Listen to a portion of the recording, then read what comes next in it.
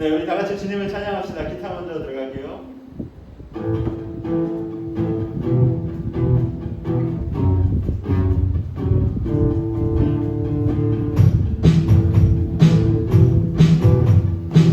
주님 찬양. 주님 찬양. 내 마음을 그 땅에 살 때에 주님 찬양해.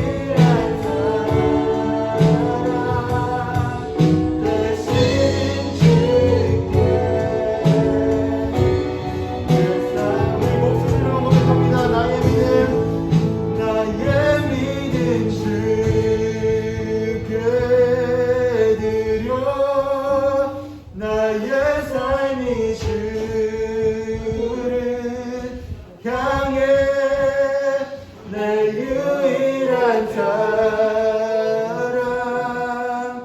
되신 주께 내 삶 드리리 나의 믿음 주께 드려 나의 삶이 주를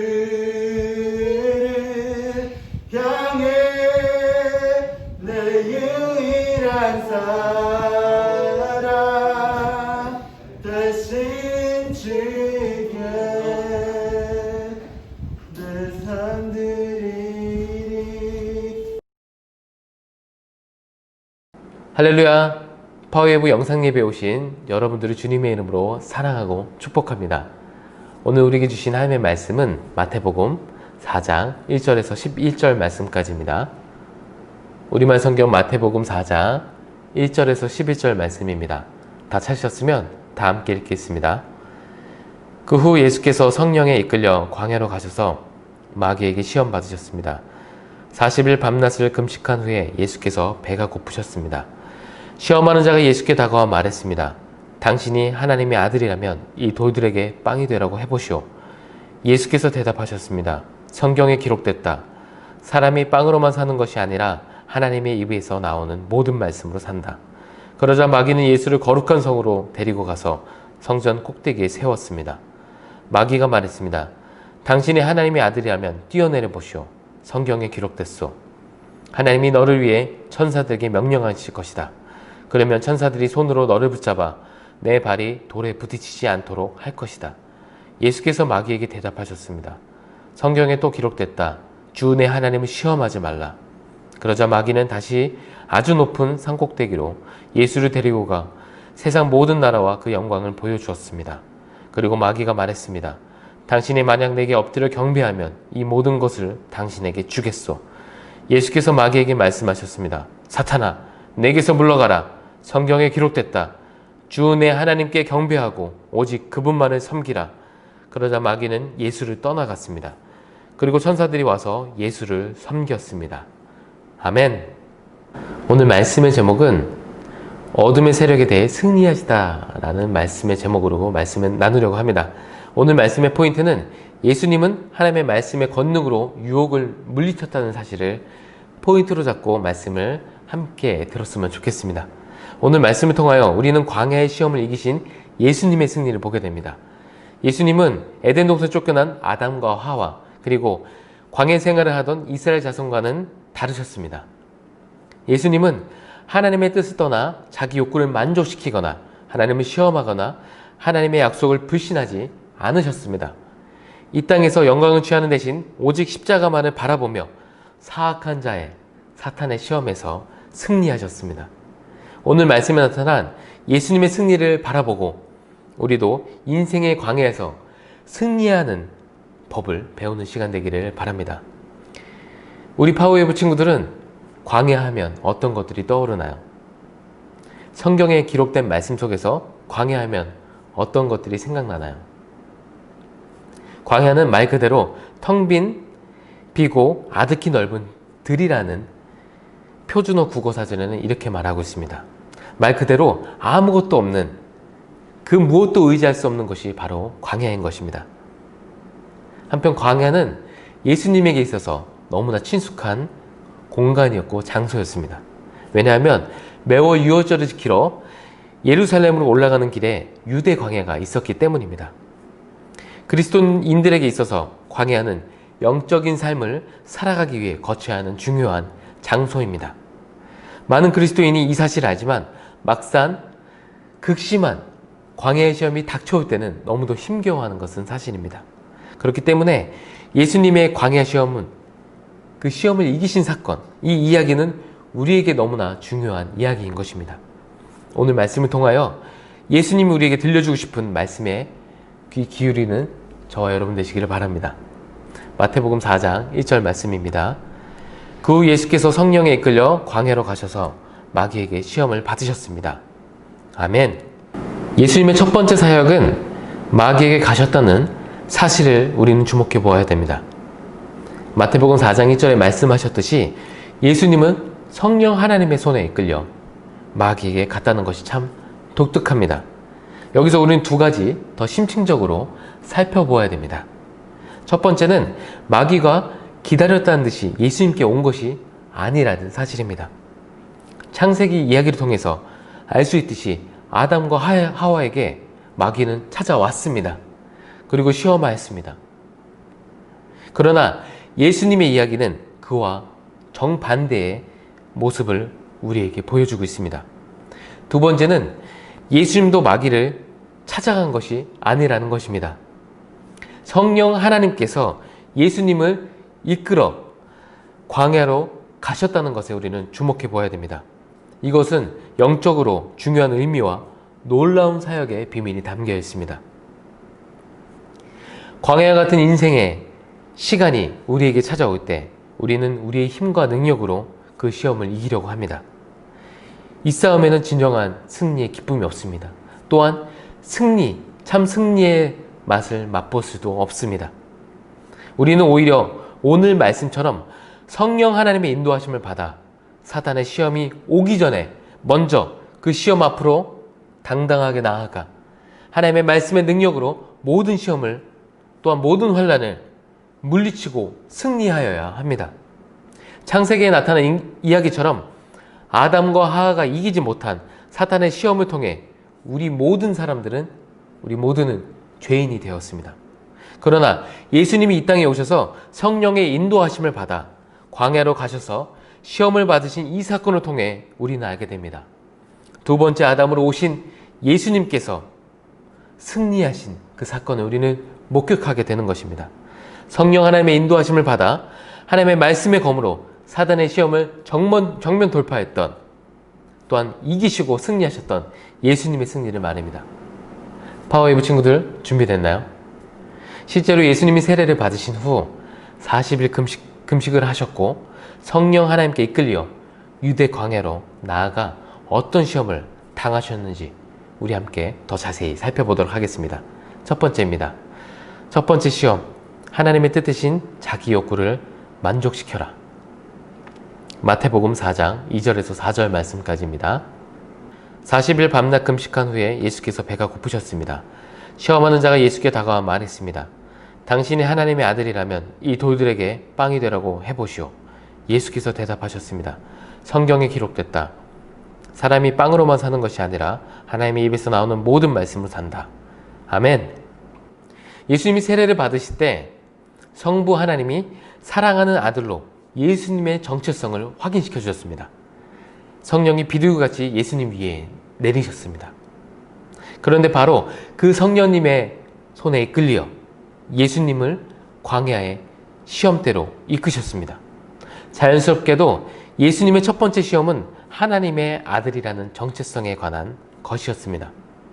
예수님이 세례를 받으신 후에 하늘에서 어떤 음성이 들렸습니까?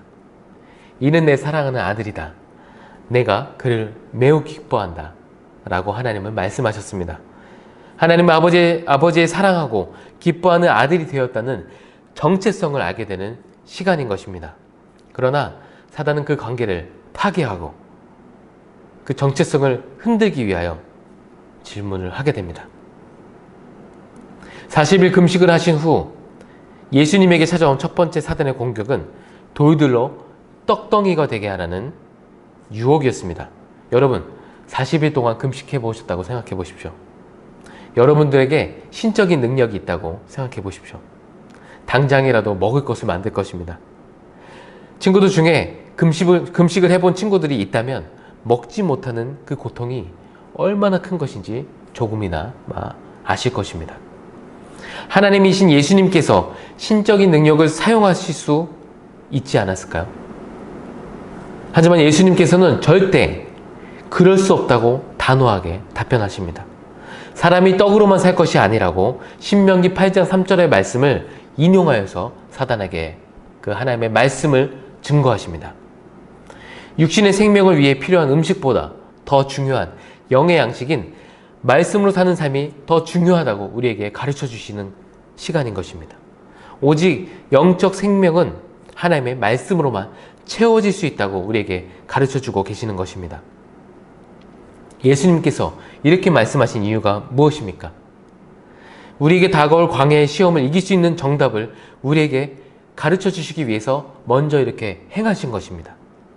생명의 위협과 환난과 고난의 모든 이들을 능히 이길 수 있는 방법은 단 한 가지, 하나님의 말씀의 능력으로 이길 수 있는 것임을 우리에게 말해주고 있는 것입니다. 우리의 마음에 채워져야 하는 것은 하나님의 말씀뿐이라고 우리에게 말하고 있는 것입니다. 영의 양식으로 가득 채워지기 바라는 예수님의 마음을 바라보십시오. 그렇다면 우리는 어떻게 해야 됩니까? 생명의 양식이 되는 하나님의 말씀을 읽어야 됩니다. 주님 다시 오시는 그날까지 하나님의 말씀을 읽고 사랑하는 자가 되시기를 저와 여러분에게 하나님은 말씀하고 계시는 것입니다. 두 번째입니다. 두 번째 시험, 하나님을 시험하고 그분의 약속을 의심하라입니다. 두 번째 시험에서 사단은 공격의 강도를 더욱더 높여서 예수님을 공격합니다. 왜냐하면 예수님께서 육신의 욕구에 대한 시험에서 조금도 흔들리시지 않으셨기 때문입니다. 사단은 전략을 바꾸어 예수님이 하나님의 약속을 의심하도록 교묘히 하나님의 말씀을 왜곡시켜 버립니다. 마태복음 4장 5절에서 7절 말씀입니다. 그러자 마귀는 예수를 거룩한 성으로 데리고 가서 성전 꼭대기에 세웠습니다. 마귀가 말했습니다. 당신이 하나님의 아들이라면 뛰어내려 보시오. 성경에 기록됐어. 하나님이 너를 위해 천사들에게 명령하실 것이다. 그러면 천사들이 손으로 너를 붙잡아 내 발이 돌에 부딪히지 않도록 할 것이다. 예수께서 마귀에게 대답하셨습니다. 성경에 또 기록됐다.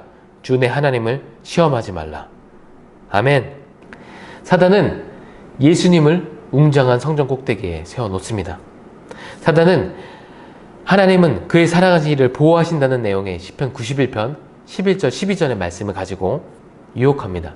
사실 시편 91편 내용은 하나님을 전적으로 신뢰하는 시편 기자의 전심이 담겨있는 시입니다.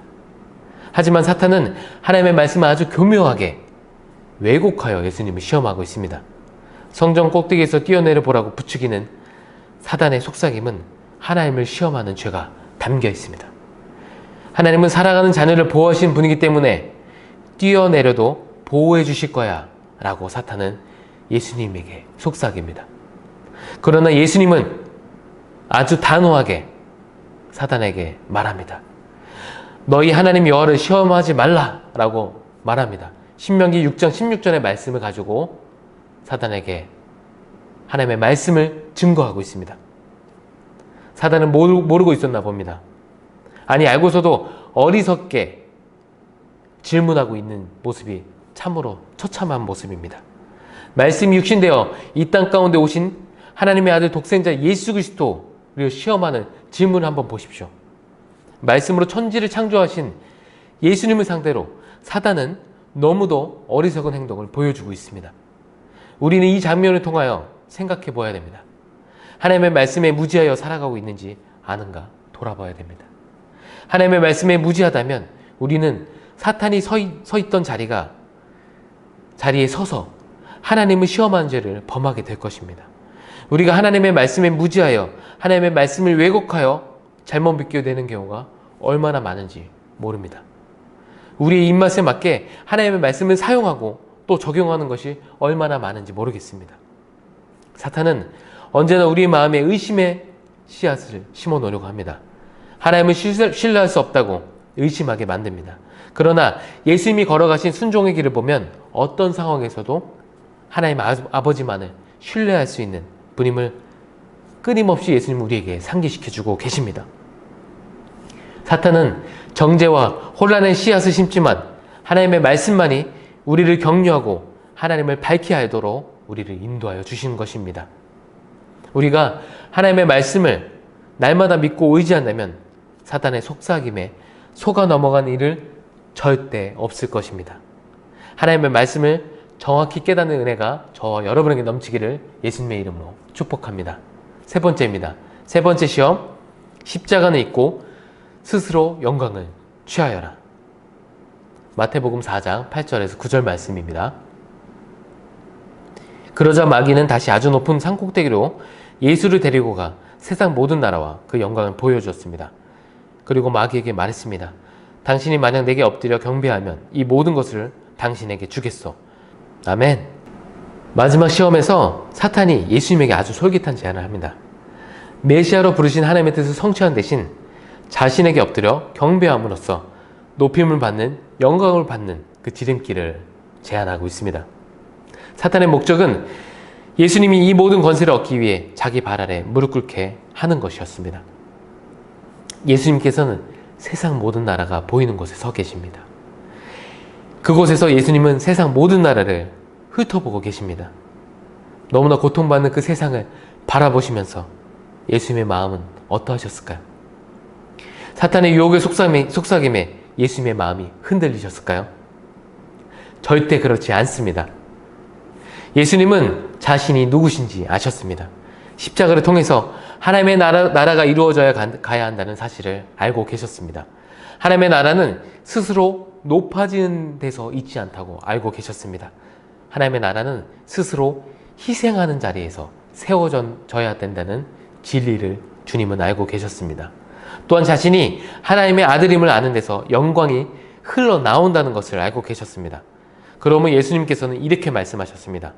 내 하나님 여호와를 경외하며 그를 섬기며 그의 이름으로 맹세할 것이니라. 아멘. 예수님께서는 오직 모든 영광과 찬양을 받으실 분은 하나님 한 분뿐이라는 사실을 알고 계셨습니다. 사단의 궁극적인 목적은 오직 하나님만이 받으셔야 할 경배와 영광을 가로채는 것입니다. 사단의 마지막 질문을 통해 그가 진정으로 원하는 것을 우리는 알게 됩니다. 하나님만이 받으셔야 하는 영광을 자신이 가로채 받고 싶은 욕망을 발견하게 됩니다.